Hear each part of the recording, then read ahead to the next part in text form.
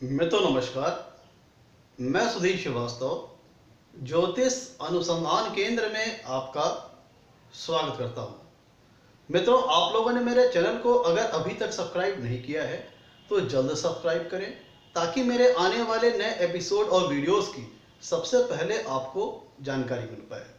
मित्रों, ज्योतिषीय परिचर्चा में आज हम बात करेंगे स्ट्रेंथ ऑफ कंजक्शन के विषय में। स्ट्रेंथ ऑफ कंजक्शन का मतलब यहाँ पे ये है कि कोई युति, चाहे वो शुभ हो या अशुभ हो, दो ग्रहों की जो युति होती है वो कितनी फलदायी होगी। आज हम इस विषय पर चर्चा करेंगे। मित्रों, कई बार ऐसा होता है कि हम लोग कुंडलियों में देखते हैं कि दो ग्रहों की जो युतियां बनती है या तीन ग्रहों की या उससे ज्यादा ग्रहों की जो युतियां बनती हैं, ऐसा लगता है कि प्रथम दृष्टया जब कोई एस्ट्रोलॉजर उसको देखता है तो उसको देखते ही, चाहे वो युति अच्छी हो चाहे युति खराब हो, उसके बारे में वो फल कथन कर देता है। लेकिन एक्चुअल में जो जातक का जीवन होता है, जो उसकी जीवन शैली है, जो जातक के जीवन में एक्टिविटीज हो रही हैं, वो डिफरेंट होती हैं। उस युति के जो एस्ट्रोलॉजर ने जो युति का जो फल बताया है उससे डिफरेंट होती है। तो ऐसे में जातक, जो एस्ट्रोलॉजर का जो फल कथन है वो गलत हो जाता है और जातक का ज्योतिष के ऊपर से और ज्योतिषाचार्य के ऊपर से विश्वास उठ जाता है। ऐसा क्यों होता है मित्रों? ऐसा हमने कई बार कुंडलियों में देखा है कि मान लीजिए शनि चंद्र की युति है किसी कुंडली में, तो प्रथम दृष्टया किसी एस्ट्रोलॉजर ने देखा तो कहा ये तो विष योग का निर्माण हो रहा है, जिसके चलते जातक को बड़ा मानसिक कष्ट होगा, जातक मानसिक तौर पर बड़ा परेशान रहेगा, उदास रहेगा, ना तमाम तरह की आशंकाओं से घिरा रहेगा। लेकिन जब उसके जीवन को प्रैक्टिकली वॉच किया गया तो ये पाया गया कि जातक एक सुखी जीवन जी रहा है, वो मानसिक रूप पे शांत भी है, उसे मानसिक तौर पे कोई तनाव नहीं है, कोई स्ट्रेस नहीं है जीवन में।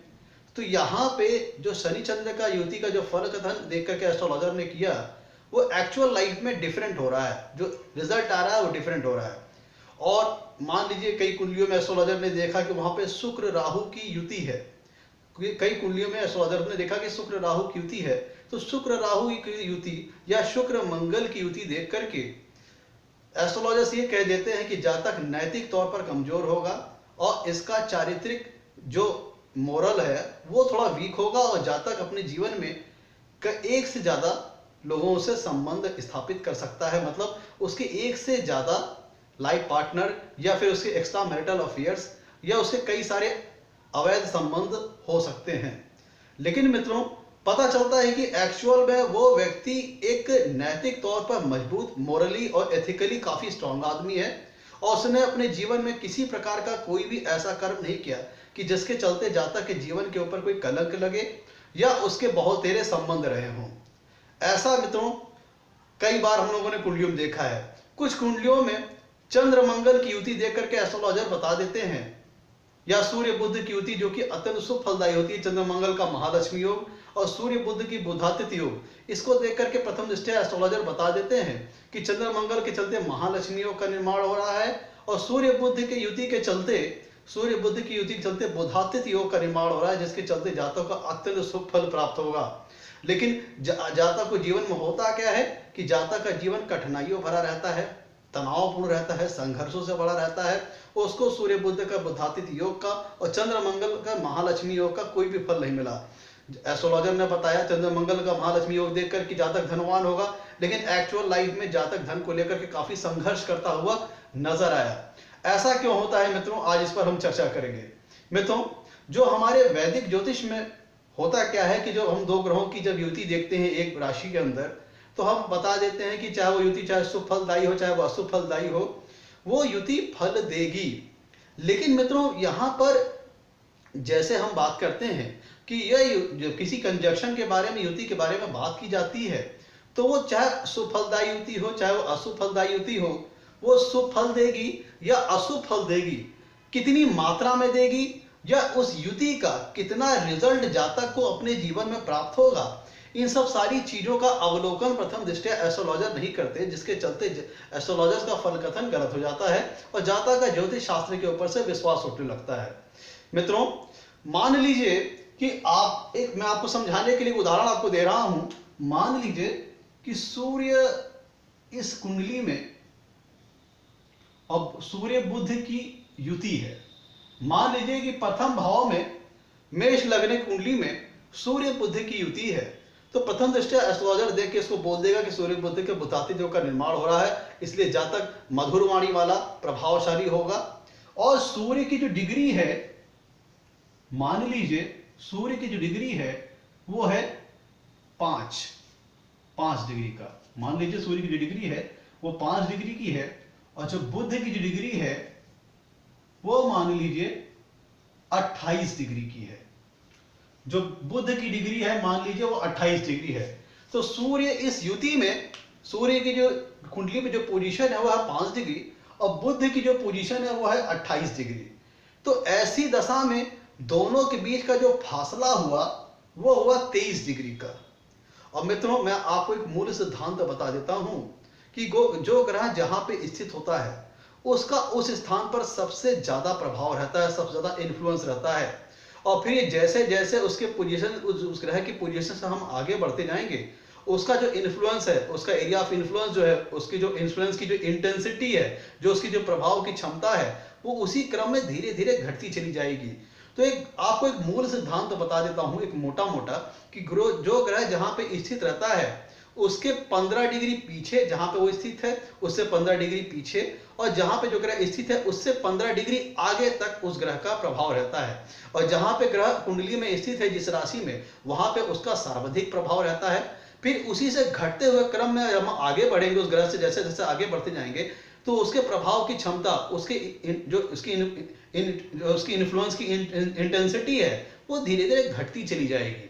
तो अगर हम मूलतः एक बेसिक बात करें तो कोई ग्रह अब जहां पे स्थित होता है राशि में, उससे 15 डिग्री आगे तक और 15 डिग्री पहले तक उसका प्रभाव रहता है, और ये प्रभाव घटते हुए क्रम में रहता है। मतलब जो ग्रह जहां पर स्थित है वहां पर उसका सर्वाधिक प्रभाव रहेगा, और फिर ये प्रभाव घटते घटते धीरे धीरे 15 डिग्री तक पहुंचता है, 15 डिग्री जाकर पहुंच के इसका प्रभाव क्षेत्र शून्य हो जाता है। मतलब इन्फ्लुएंस की इंटेंसिटी शून्य हो जाती है। मतलब ग्रह जहां पे स्थित है वहां पर उसका 100% प्रभाव, और ये प्रभाव धीरे धीरे घटता जाएगा, और 15 डिग्री पे जाकर के ये प्रभाव उसका 0 हो जाएगा। मित्रों, तो हमने बात की सूर्य बुध की युति है प्रथम दृष्टया, तो ये सूर्य बुध का बुधाती योग लग रहा है, जिसके चलते ये लगा कि जातक को अत्यंत शुभ फल प्राप्त होंगे। पर सूर्य 5 डिग्री पर कुंडली में है और बुध 28 डिग्री पे है, जिसके चलते दोनों में 23 डिग्री का अंतर है। तो इसके चलते दोनों में कांटेक्ट हो ही नहीं पाएगा। जब दोनों में कांटेक्ट हो ही नहीं पाएगा दोनों ग्रहों में, तो दोनों ग्रह एक दूसरे को प्रभावित नहीं कर पाएंगे। तो इस युति का जातक को बहुत ही आंशिक फल मिलेगा, बहुत ही अच्छा, बहुत ही मतलब न्यूनतम फल मिलेगा। और मान लीजिए कि यही सूर्य अगर 5 डिग्री पे होता और यही बुध अगर मान लीजिए 6 डिग्री पे होता या फिर 8 डिग्री पे होता, तो अब इन दोनों के बीच में फासला कितना है? अब इन दोनों के बीच में जो फासला है वो 1 डिग्री का। तो अब दोनों के बीच जो कि फासला 1 डिग्री का है, मैंने बताया था आपको, जो ग्रह जहां पे स्थित होता है वहां पे उसका सर्वाधिक प्रभाव रहता है। तो जब दोनों के बीच में फासला मात्र 1 डिग्री का है, तो ये जो डिफरेंस है दोनों ग्रहों के बीच का वो बहुत कम है, जिसके चलते इस युति का समझ लीजिए कि पूर्णतः फल जातक को अपने जीवन में प्राप्त होगा, क्योंकि दोनों के बीच में जो फासला है वो मात्र 1 डिग्री है। अब हमको ये देख लीजिए, मैं आपको बताता हूं उसी एग्जाम्पल में। मान लीजिए कि इस एग्जाम्पल में बुध 28 डिग्री का है, बुध 28 डिग्री का है, और यहां पे बैठे हैं गुरु, यहां पे बैठे हैं गुरु। गुरु इस कुंडली में, मान लीजिए गुरु इस कुंडली में 29 डिग्री पे है। गुरु, आपको मैं समझाने के लिए उदाहरण दे रहा हूं। इस उदाहरण में गुरु मेष लग्न की कुंडली में दूसरे भाव में वृषभ राशि में 29 डिग्री, इसको 29 डिग्री नहीं समझिए, इसको समझ लीजिए 29 डिग्री, इसको नहीं समझिए, उसको समझ लीजिए 2 डिग्री पे बैठे हैं। गुरु मेष लग्न की कुंडली में वृषभ राशि दूसरे भाव में 2 डिग्री का होकर के बैठे हैं, और सूर्य इस कुंडली में 5 डिग्री पे है, और बुध इस कुंडली में 28 डिग्री पे है। तो प्रथम दृष्टया देखा जाए तो सूर्य बुध का बुधातिथ योग तो उतना अच्छा फल नहीं दे पाएगा, क्योंकि दोनों बीच में 23 डिग्री का फासला है, दोनों को ग्रहों के बीच में आपस में कांटेक्ट ही नहीं हो पाएगा। के चलते सूर्य बुध का बुधादित्य योग का जो है बहुत आंशिक फल मिलेगा। पर अगर हम दूसरे स्तर पर बात करें तो यहाँ पर चूंकि बुध हमारे मेष लग्न कुंडली में 28 डिग्री पर है और गुरु वृषभ दूसरे भाव में 2 डिग्री पे है, तो यहाँ पे बुध और गुरु के बीच में अलबत्ते दोनों अलग अलग राशि में है, लेकिन बुध और गुरु में जो फासला है वो फासला है 4 डिग्री का। तो अलबत्ते दोनों अलग अलग राशि में हैं। इन्हें हम सामान्यतः परिभाषा के हिसाब से युति नहीं कहेंगे, लेकिन यहाँ पे दोनों आपस में एक दूसरे से इंटरैक्ट करेंगे, दोनों ग्रह एक दूसरे को इन्फ्लुएंस करेंगे, एक दूसरे को प्रभावित करेंगे। दोनों ग्रहों का आपस के बीच में, गुरु और बुध का आपस के बीच में इंटरैक्शन होगा। अलबत्ते दोनों अलग अलग राशि में, फिर भी दोनों के बीच में फासला 4 डिग्री का है, इसलिए दोनों ग्रह एक दूसरे को प्रभावित करेंगे। और सूर्य और बुध एक ही भाव में रह करके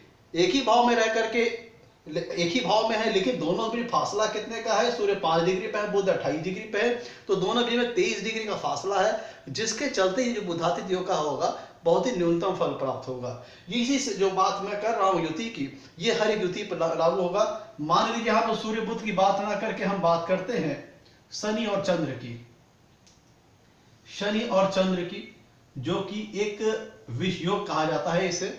और शनि मान लीजिए हैं 10 डिग्री पे और चंद्रमा जो है वो भी हैं 10 डिग्री पे। तो शनि इस युति में और शनि और चंद्र इस युति पे दोनों 10-10 डिग्री पे हैं, जिसके चलते ये पूर्ण रूप से कुंडली में विष योग का निर्माण होगा और जातक को अपने जीवन में काफी तनाव, स्ट्रेस और संघर्षों का सामना करना पड़ेगा।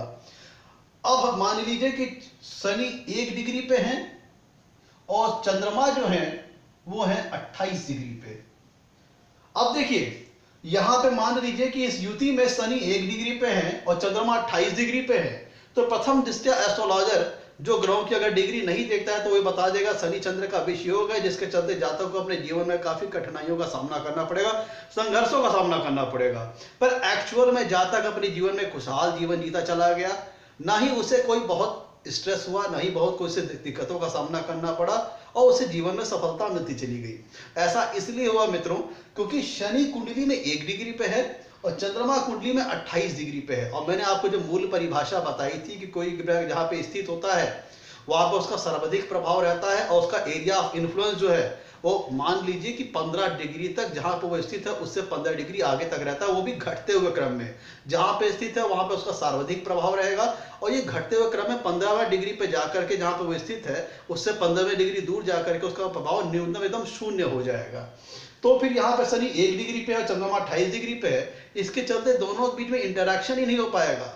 तो इस विष योग का बहुत ही न्यूनतम फल हो पाएगा, बहुत ही मिनिमम फल आएगा। इसका मतलब यह होगा कि हमें अपने जो यहाँ पे कॉन्सेप्ट से क्या सीखने को मिल रहा है, क्या नॉलेज मिल रही है। नॉलेज ये मिल रही है कि कोई भी युति चाहे वो शुभ फलदायी हो कुंडली में, चाहे वो अशुभ फलदायी हो, दोनों ग्रहों के बीच में जो युति बनाने में पार्टिसिपेट कर रहे हैं, सहयोग कर रहे हैं, उनका आपस में जितना ज्यादा कम फासला होगा, वो चाहे युति अशुभ फलदायी हो चाहे शुभ फलदायी हो, उसका जो फल है उतना ज्यादा मैक्सिमम होगी, उसके फल की इंटेंसिटी उतनी ही ज्यादा होगी। और जितना ज्यादा फासला दोनों ग्रहों के बीच में बढ़ता ही जाएगा, उस युति का फल जो है वो मिनिमम होता चला जाएगा, लेस होता चला जाएगा, कम होता चला जाएगा। अब कोई अगर शुभ ग्रहों की युति है, जैसे चंद्रमंगल का महालक्ष्मी योग है या फिर सूर्य बुध का बुधादित्य योग है, तो देखने में तो लगेगा जैसे जातक को अब सब कुछ मिल जाएगा, जीवन में बहुत अच्छा फल होगा, लेकिन उनके बीच में अगर डिग्री का डिस्टेंस दोनों ग्रहों के बीच बहुत ज्यादा है तो उस युति का न्यूनतम फल आएगा, बहुत लेस फल आएगा, बहुत कम फल आएगा।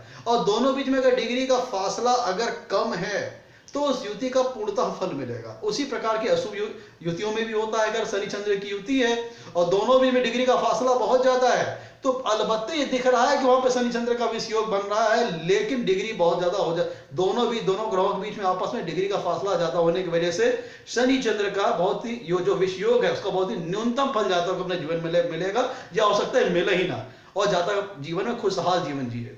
मित्रों ये था हम युति का कॉन्सेप्ट। और एक बात और ध्यान में रखिएगा, जैसे मैंने आपको बताया था ऊपर वाले एग्जांपल में कि मान लीजिए चंद्रमा, ऐसा समझ लीजिए कि शनि चंद्रमा में शनि 1 डिग्री पे है, चंद्रमा 28 डिग्री पे है, तो शनि से और चंद्र से तो 27 डिग्री का फासला है, जिसके चलते दोनों का आपस में इंटरेक्शन ही नहीं हो पाएगा, कांटेक्ट ही नहीं हो पाएगा। जिसके चलते शनि चंद्र युति का बहुत मिनिमम फल आएगा, बहुत लो फल आएगा, बहुत कम फल आएगा, मान लीजिए आएगा ही नहीं। और चूंकि अब गुरु हमने बताया था आपको, गुरु 2 डिग्री के हो करके मेष लग्न कुंडली में दूसरे भाव में बैठे हैं, तो चंद्रमा से गुरु के आपस का फासला कितना है? मात्र 4 डिग्री का, 4 डिग्री का फासला है। और अलबत्ते चंद्रमा और गुरु दोनों अलग अलग राशि में है, तो इसे सामान्यतः परिभाषा के हिसाब से हम युति नहीं कहेंगे, लेकिन दोनों ग्रह एक दूसरे को प्रभावित करेंगे, एक दूसरे के फलों को प्रभावित करेंगे। क्यों? क्योंकि दोनों के बीच में फासला बहुत कम है। मित्रों, ये था कि हम एक जो राशि विषय से 2 ग्रहों की होती थी उसके फल को तो हम देखते ही हैं, लेकिन 2 ग्रह जो कि अलग अलग भाव में है और उनके बीच में अगर डिग्री का फासला बहुत कम है तो वो भी एक दूसरे के फलों को प्रभावित करते हैं, एक दूसरे के फलों को इन्फ्लुएंस करते हैं। और जो ग्रह जहां पे स्थित है वहां पर उसका सर्वाधिक फल रहेगा, और जब उसके हम दूरी जहां पे स्थित है उससे आगे बढ़ते जाएंगे, उसके जो एरिया ऑफ इन्फ्लुएंस है, जो इन्फ्लुएंस की जो इंटेंसिटी है वो घटती चली जाएगी और 15 डिग्री पर जाकर के एकदम शून्य हो जाएगी। मित्रों, आज के लिए इतना ही। आपसे कहना है मेरे चैनल को लाइक करें और मेरे वीडियो को लाइक करें, मेरे चैनल को सब्सक्राइब करें, ताकि मेरे आगे आने वाले एपिसोड और वीडियोस को आपको जानकारी मिल पाए। आपके लाइक्स और सब्सक्रिप्शन हमें मोटिवेशन प्रदान करते हैं, तब ताकि हम आगे चल करके और अच्छे वीडियो आपके लिए बना सकें। आज के लिए मित्रों इतना ही। धन्यवाद।